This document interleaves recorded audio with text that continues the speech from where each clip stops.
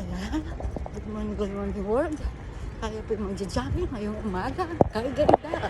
Kasi ang ganda ni Grandma G. Pagod na. Pero, kailangan dahil walang disiplina sa pagkain. Ayan pala.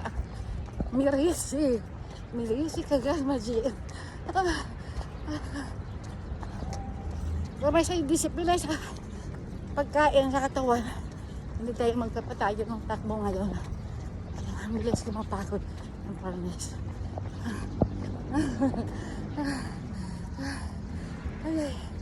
Aray ko. Grabe talaga. Ito sa building ng hospital.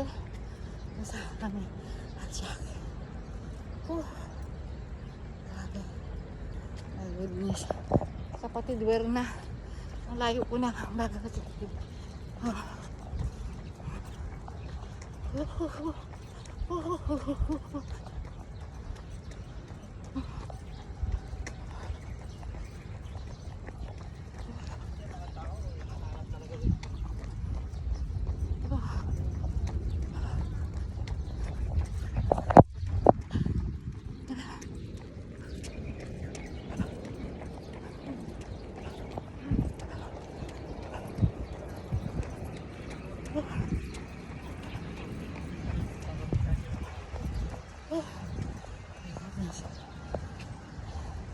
Maraming pong salamat sa inyo.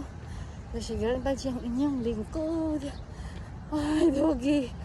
Ay, Doggy.